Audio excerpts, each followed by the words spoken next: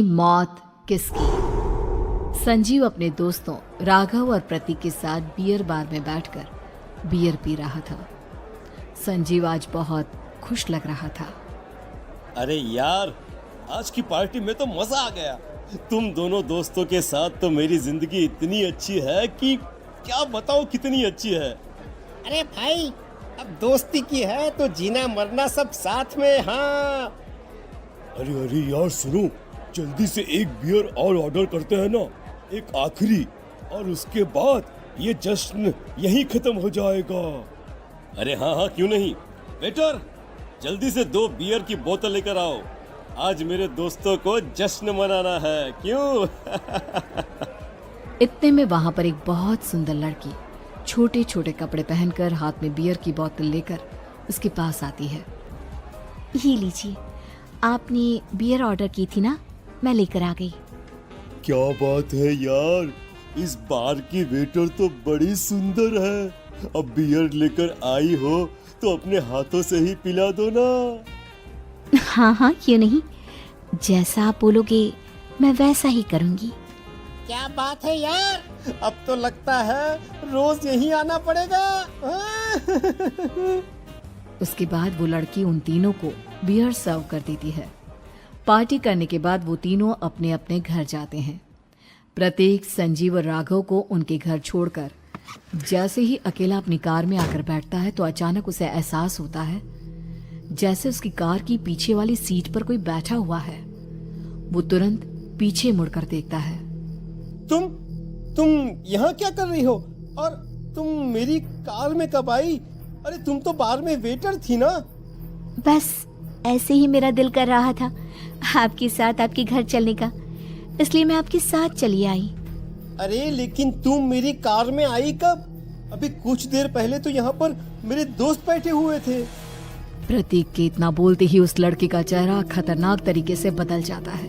उसकी आंखें पत्थर की तरह सफेद और पूरे शरीर पर नीली नीली नसें उभर आती है।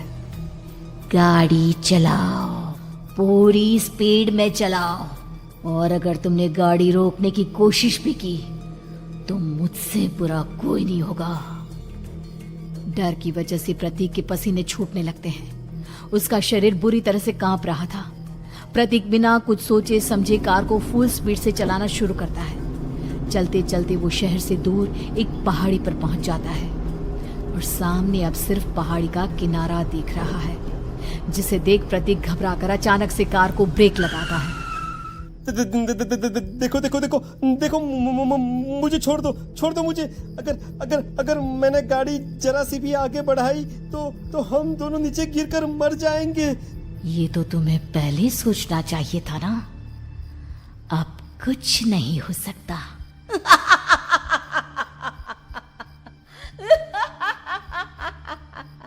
छोड़ दो मुझे। नहीं, प्लीज मुझे छोड़ दो। प्लीज मुझे जाने दो। छोड़ दो मुझे। गाड़ी आगे बढ़ाओ। और तभी अचानक से बिना प्रतीक के स्टार्ट किए उनकी कार आगे बढ़ती है और गहरी खाई में गिर जाती है। उसके चीखने की आवाजें चारों तरफ सुनाई देती है।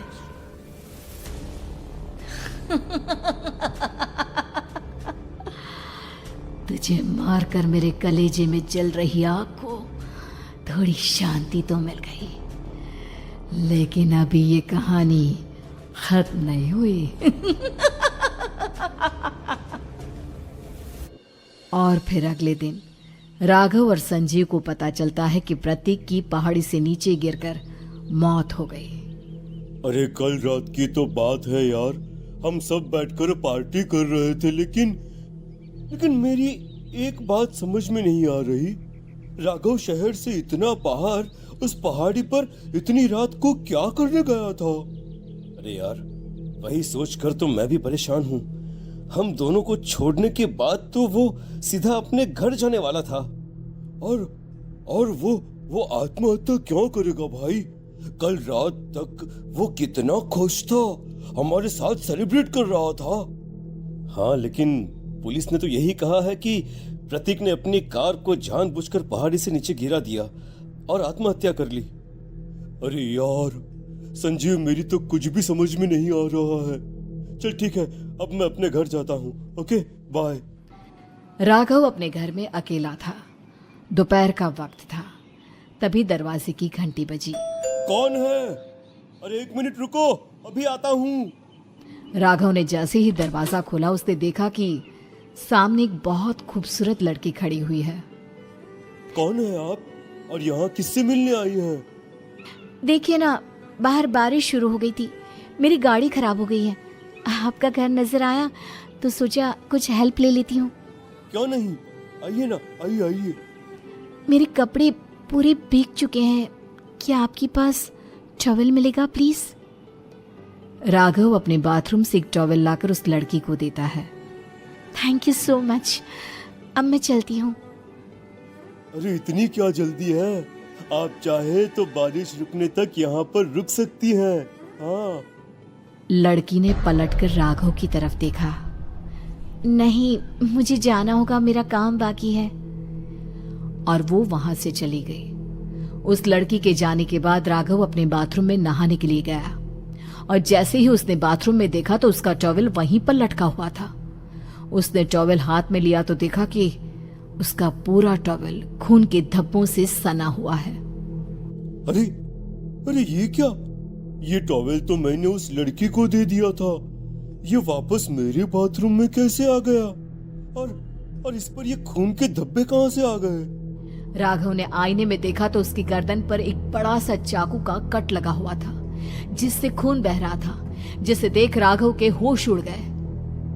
हाँ, अरे ये क्या? मेरी गर्दन इतनी ज्यादा कटी हुई है और मुझे दर्द भी नहीं हो रहा है। ये क्या हो रहा है मेरे साथ? राघव घबराकर बाथरूम से बाहर आया और अपना मोबाइल उठाकर उसने संजीव को फोन लगाया। संजीव जल्दी से मेरे पास आ जाओ। मुझे लगता है कुछ बहुत बड़ी गड़बड़ है, जल्दी आ जाओ। उधर से आवाज आई, लेकिन वो आवाज संजीव की नहीं बल्कि एक लड़की की थी। कुछ अजीब नहीं हुआ है, बस तुम्हारी मौत तुमसे मिलने आई थी और तुम्हें मारकर चली गई। अब तुम इस दुनिया का हिस्सा नहीं हो राघव, इसलिए तुम्हें अपनी गर्दन के कटने का दर्द भी महसूस नहीं हो रहा। नहीं, ऐसा नहीं हो सकता, ऐसा नहीं हो सकता। कौन हो तुम? तुम्हारी मौत। अब संजीव के पास खबर पहुंचती है कि राघव ने अपने ही घर में चाकू से गर्दन काटकर आत्महत्या कर ली। ये सुनने के बाद संजीव के होश उड़ गए।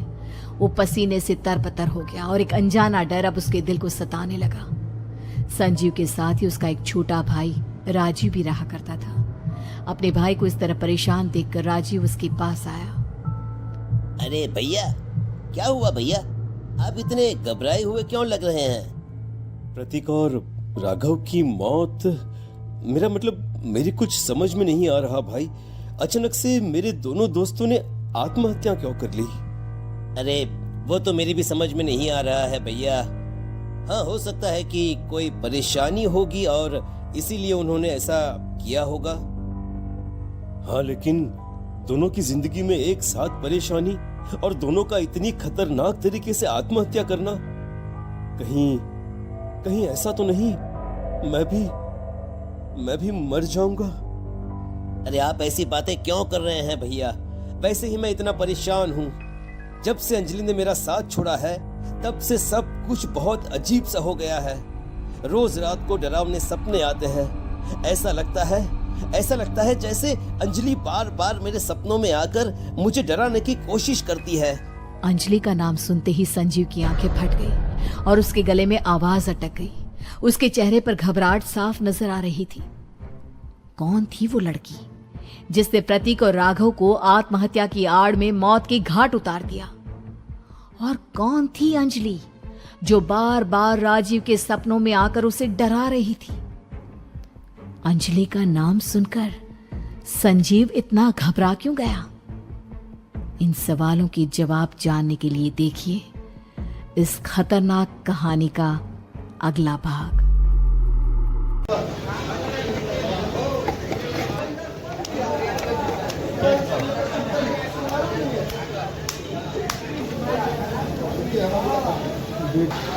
बात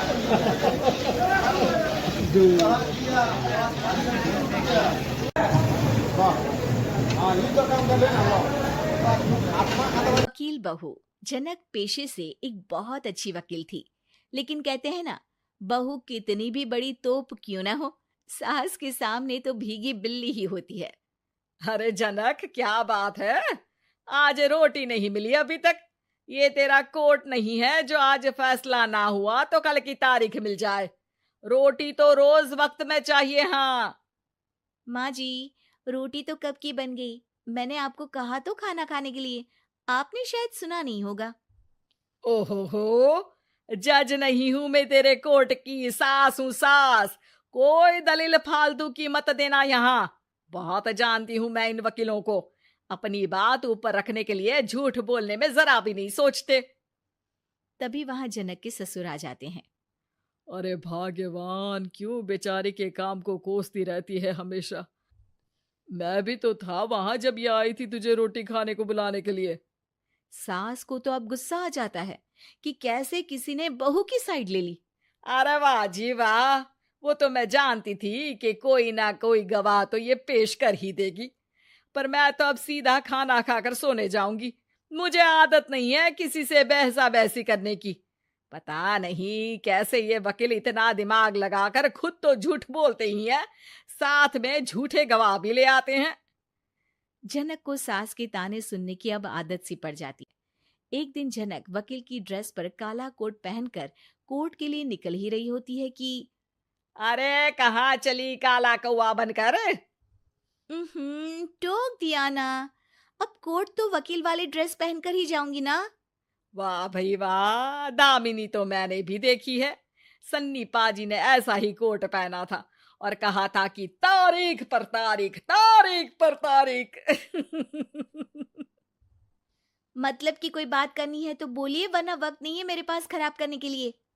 अरे पता नहीं तुझ में क्या देखा मेरे बेटे ने, सारा दिन वकीलों वाली बहस करती है भोली भाली सास के साथ। अच्छा सुन, जो इतनी बहस मेरे आगे करती है ना, जरा अपने बॉस से कर ले, जो 1 साल भी ना हुए तेरी शादी को और काले कपड़े पहना दिए। अंदर जा और लाल कोट पहन कर आ, पता तो चले कि नई नवेली शादी हुई है।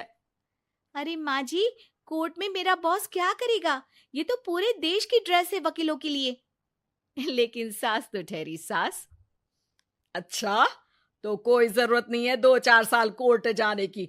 शादी थोड़ी पुरानी हो जाए तब इजाजत दे दूंगी मैं तुझे काले कपड़े पहनने की। अब क्या था, मन मारकर जनक को लाल रंग का कोट पहनकर कोर्ट जाना पड़ता है। उसके जाने के बाद आहा, बढ़िया, ये पूरे देश की ड्रेस की बात करने वाली। अरे पहना दिया ना लाल कोट। अब सास आए दिन या तो जनक को उसके काम का ताना देती या फिर उसका काम छुड़वा देने की धमकी। तंग आकर एक दिन जनक पति से कहती है, मैं सोच रही हूँ कि कोर्ट जाना बंद ही कर दूं। अरे क्यों यार, इतना अच्छा करियर है, क्यों छोड़ने की सोच रही हो? अरे लाल रंग का कोट पहनकर जाना पड़ता है। हर बात पर सास ताना देती है कि वकील तेज होते हैं, सवाल जवाब करते हैं, झूठी दलीलें देते हैं। अरे तो ठीक है ना, वो जो कहती है अपनी समझ से कहती है, लेकिन तुमको तो पता है ना कि सच्चाई क्या है। जनक को पति की बात से हौसला मिलता है कि तभी घर पर कुछ लोग आ जाते हैं। अरे आइए पंच साहब, कैसे आना हुआ? अरे भाई साहब, सुना है कि आपकी बहू वकील है। तभी वहां सास आ जाती है। हाँ है तो, लेकिन क्या हुआ, फिर कहीं बहस कराई क्या? अरे हम तो खुद दुखी है उसके व्यवहार से। अरे भाभी जी, आपको तो पूरा मोहल्ला जानता है कि आप कितना बोलती है। फिर हम यहाँ बहू रानी की कोई शिकायत नहीं, बल्कि अपनी परेशानी लेकर आए हैं। ससुर जी खुश हो जाते हैं। हाँ हाँ, मैं भी बहू को बुलाता हूँ। जनक वहां आती है, सबको नमस्ते करके बैठ जाती है। बहू रानी, हमारे गांव में बड़ी मुसीबत आ गई है। अब तो पूरे गांव की जिम्मेदारी मानो तुम्हारे कंधों पर है। अरे ना ना, इससे तो घर की जिम्मेदारी पूरी नहीं होती, ये गांव की जिम्मेदारी क्या लेगी? भाभी जी, आप चुप हो जाओ, यहाँ पढ़े लिखे लोगों की बात हो रही है। आप जाओ, जरा रसोई से सबके लिए चाय लेकर आओ। मैं कॉफी लूंगी। हाँ हाँ, वकील साहिबा के लिए कॉफी। सास सर पैर सब पटक कर वहां से निकल जाती है। बहू, गांव में पानी नहीं आ रहा है, पड़ोसी राज्य ने हमारा पानी रोक रखा है। इसका मामला तो बड़े कोर्ट में चलेगा पंच जी, लेकिन ऐसा क्यों? वो राज्य हम लोगों से पानी के पैसे मांग रहा है। अब आधे गांव में पानी की सप्लाई खत्म हो गई है बहुरानी। अच्छा पंच साहब, बात गांव की है तो मैं जरूर केस लड़ूंगी। यहाँ एक बार फिर सास की एंट्री हो जाती है। अरे वाह जी वाह, ये काम करवा लो, आप हमारी बहू से बहुत अच्छा करती है। मैं हूं सीधी सादी सास, इस लड़की ने कैसे लड़ लड़ कर मुझे साइड कर रखा है ये तो अब आपको पता चल ही जाएगा। अरे भाभी जी, आपकी आवाज तो पूरे गांव को सुनाई पड़ती है जब आप बहू रानी को सुंदर वचन सुना रही होती हैं। अरे वकील बहू मिली है, फक्र करो फक्र। हाँ जी हाँ, सारी फकर तो हम लोग ही करें। खैर, अब जो केस लड़ेगी और पानी गांव में आ जाता है तो पंच साहब लिख कर देना होगा कि हैंड पाइप में सबसे पहले मेरी बाल्टी और घड़ा भरेगा। अरे फिर तो हम बहू रानी के नाम पर घर पर ही सप्लाई दे देंगे, लेकिन ये इतना आसान नहीं है। बहू, गांव के पास अभी वकील करने की भी पैसे नहीं है तो। अरे पंच साहब, ये मेरे गांव का मामला है, मैं आपसे एक भी पैसा नहीं लूंगी। सास को बहू की बात पर गुस्सा आ जाता है, लेकिन सबके जाने के बाद झनक मन लगाकर गांव की परेशानियों को दूर करने में लग जाती है। और वो दिन भी आता है कि झनक केस जीत जाती है। अरे आज तो प्लम्बर आकर घर तक पाइप लगा गया है, खुश हो जाओ, मेरे कारण तुम लोगों को घर के अंदर ही पानी मिल जाएगा।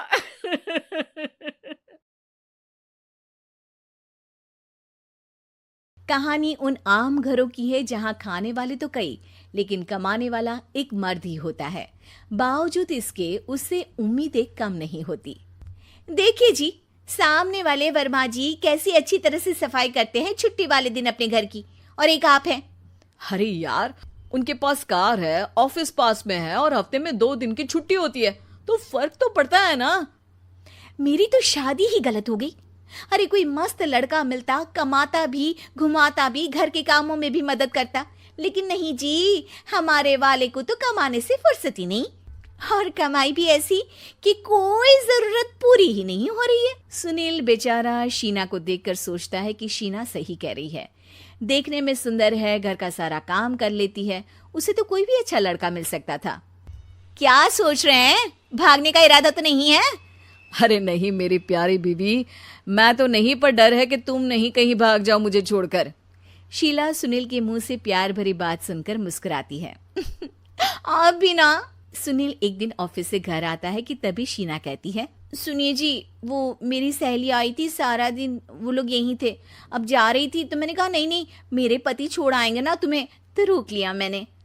सुनील थोड़ी देर कुछ सोचता है, फिर कहता है, ठीक है, मैं कपड़े चेंज करके आता हूँ। अरे तेरे पति को तो लग रहा है कि अच्छा नहीं लगा। अरे नहीं नहीं, ऐसी कोई बात नहीं है, रुको मैं अभी उन्हें घर के कपड़े देकर आती हूँ। शीना अंदर जाती है जहां सुनील पलंग पर लेटा होता है। अरे क्या मजाक है, वो कह रही है कि आपने मुंह बना लिया।